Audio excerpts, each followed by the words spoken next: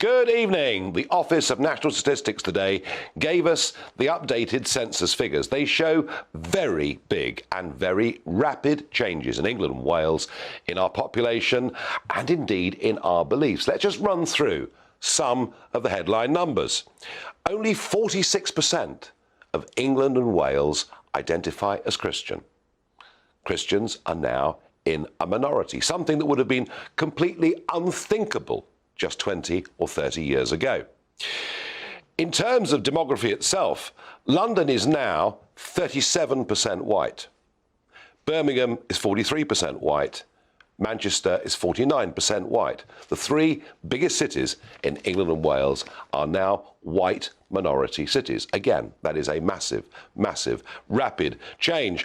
And 1 in 6 Britons are now born overseas. That's up from 1 in 8 just in the space of a few years.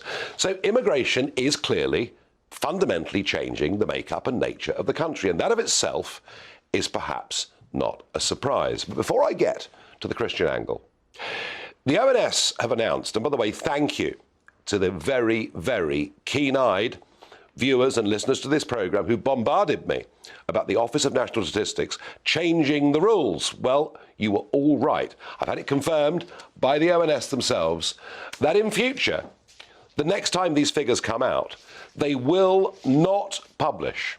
They will not ask the question of where people were born. They want to hide the truth from you. And that, really, I genuinely believe that. This needs to be a very big news story, and I hope that the newspapers pick up on that, because I was shocked to find that out. But the real heart of my discussion tonight is, are we losing our identity? Does it matter?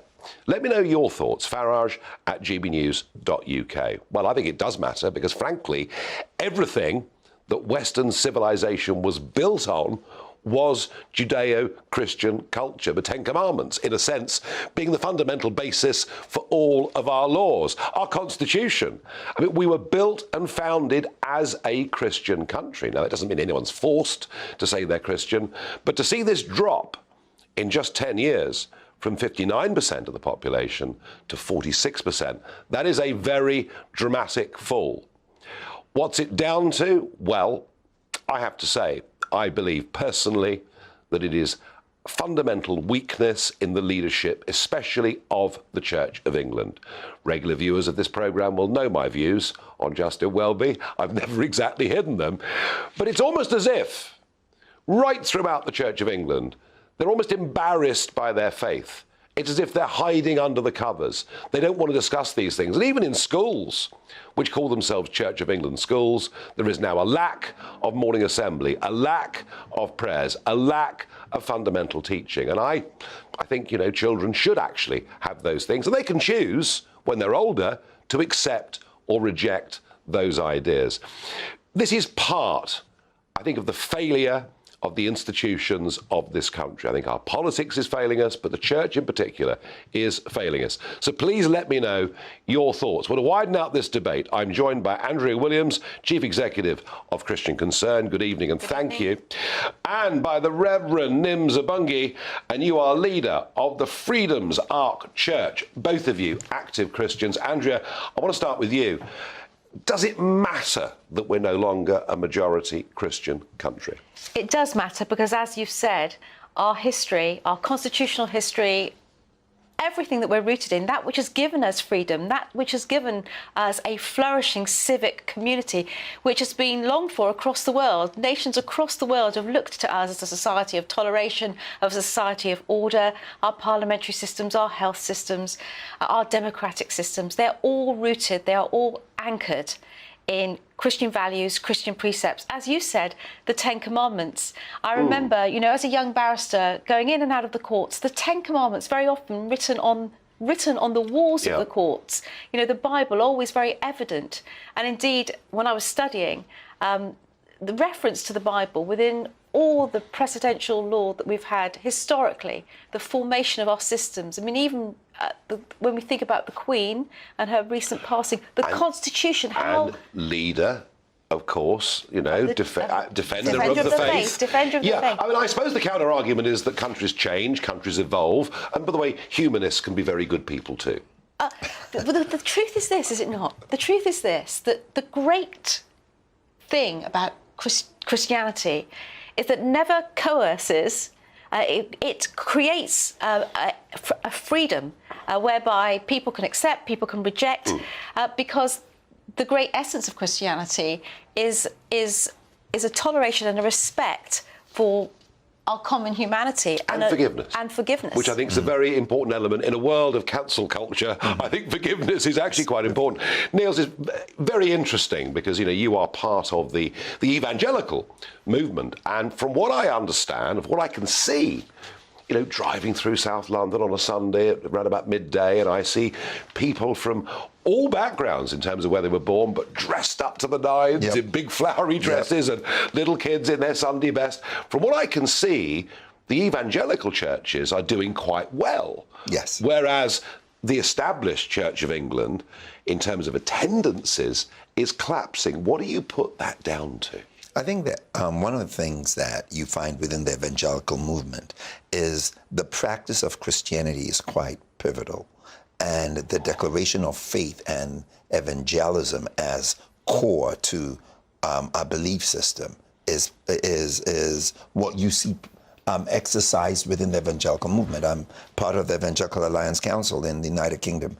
And whilst we recognize these statistics to be a point of concern, we're also clear that when it comes to practicing Christianity, there isn't we've looked at some of the statistics, there isn't a demise on that. But like you've alluded to, then those who normally say they're Christians. Yes, they may not be practicing. Right. But they say we are Christians. So the C of E is our church. Absolutely. And they've stopped millions have stopped saying that. Why? Well, I think that we need to regain that sense of ownership. That ownership around our faith. Not to be ashamed of. And there's a boldness that needs to exist. And, let's go back to the notion of that word Christian. Yeah. The word Christian was in the book of Acts chapter 11, verse 6. It was, I think verse 6 or one of the verses within Acts 11. It was given by others to those who were followers of Jesus. So it wasn't those who nominated themselves to say, I'm Christians. They actually, in the first century, called themselves the Way, from when Jesus said, I'm the way, the truth, and the life. They were followers of the Lord Jesus Christ. They followed after his doctrine. They lived after his standards. And it wasn't about nominating themselves to say, we are Christians.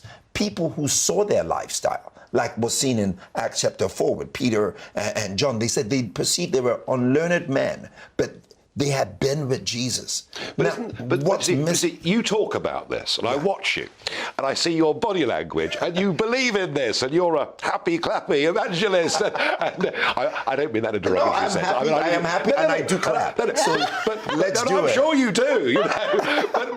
But the point I'm getting to here is, in parts of this country, we say Happy Winterval. Yes. We don't want to say Christmas because we might offend Muslims. This is the argument that keeps being put, that if we stand up for what was traditionally the majority belief system in this country, we will somehow offend others. I put it to you, Andrea, I think much of the reason that millions no longer identify is, to a large extent, we are products of how we are brought up, and that means parents, but it also means schools. Yeah. Is it possible to turn this around, or has it gone too far? Well, with God, all things are possible, and I think that but I also think that it's a moment. It's a moment for those of us that really are Christian, and for those churches that are growing, to really speak out clearly into society the truth and the hope that is found in Jesus Christ. The structure. But who's going to do it? That's my point. I understand both of you have your passion, but who is going to do it? And that's been part. Is Archbishop Welby going to do it? Well, I think that part of the problem is this: that the established church for many decades now has been unclear on the message of the gospel. So what I have when we go into the courtroom at the Christian Legal Centre is we have judges that cannot say what a Christian believes marriage to be, for instance, because the Church of England has not been clear on that, or that the judges might be confused about what the Church of England's position is on transgenderism, because the Catholic Church is clearer on these things, to be absolutely fair. That is true, fair. but our established church, the established Church of England, has not been clear now for many decades. And I sometimes think that the people are longing for the bishops simply to be bishops, to say what they expect them to be. I couldn't agree more. Which is that Jesus is the way, the truth, and the life. Can I say this? Niels, Yes. I'm going to give you the final word in this debate. Sure. You know, I think we all agree that there is a lack of courage, there is a lack of moral, spiritual leadership